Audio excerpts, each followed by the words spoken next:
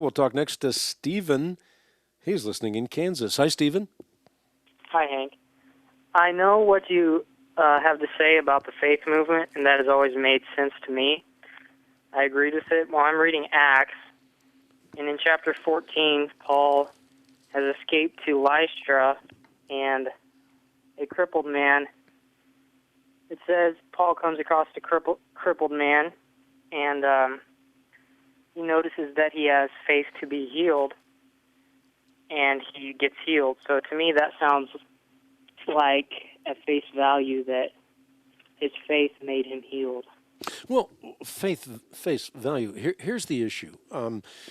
What is your faith in, and how do you define faith?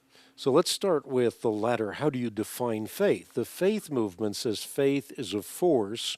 Words are the containers of the force. Through the force of faith, you create your own reality.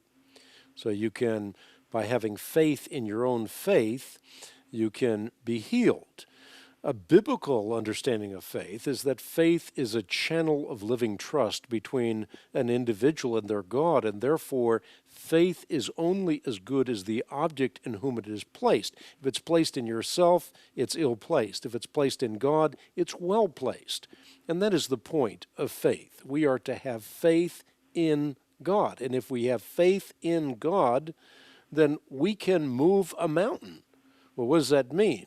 God can move mountains is precisely what it means. Therefore, what Jesus is saying is if you have faith in God, then you have the kind of faith that can do anything because God can do anything in accordance with his will and in accordance with his nature. So the whole issue here is not whether you can be healed by faith, but what kind of faith? Is it faith in your own faith, or is it faith in your God? If you have faith in God, you're also saying, may it be according to your will, because you know what's best for me. I don't know what's best for myself. We see a snapshot in time. God sees the panoply of our lives, and therefore we say, God, this is what I would like, but nevertheless not my will, but thy will be done. So there are people like Johnny Erickson Tata, who's one of my heroes of the faith. She has been a quadriplegic in a wheelchair for many, many years, decades, in fact. Does she want to be healed? Of course. But she recognizes now, in retrospect, that her wheelchair has become her crown. As a result of being in a wheelchair, she has been one who has sat at the feet of the Master, and out of the overflow of her relationship with God, she has blessed multitudes. And so now she can say, my wheelchair is not my cross, my wheelchair has become my crown. She has faith in God, and God has said, Johnny, your place is the wheelchair. Trust my grace. And so she said one day on the Bible Answer Man broadcast, I'm in the wheelchair, it's difficult, but one day I'm going to pole vault the pearly gates. She's looking forward to what she does not yet have and waiting for it expectantly and earnestly.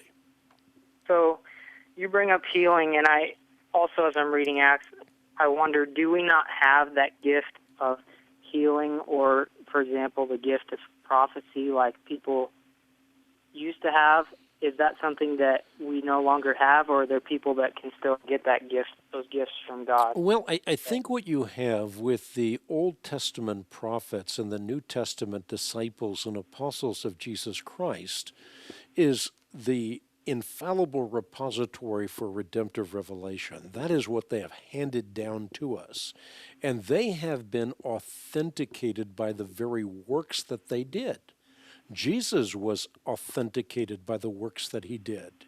He demonstrated that he was God in human flesh because he had the power to lay down his life, the power to take it up again, demonstrating that he's God in human flesh.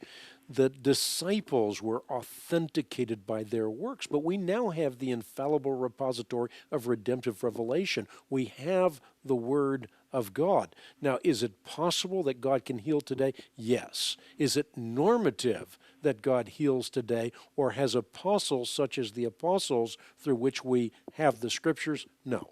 So you're saying since now we have these scriptures to read, then we no longer need to see those healings as evident.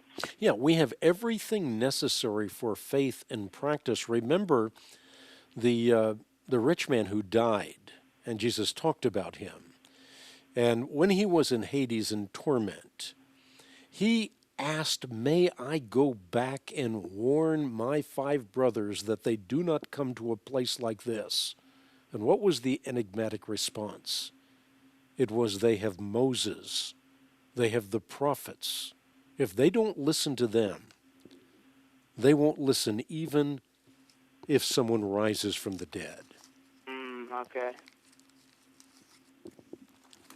Well, I think that answers my question.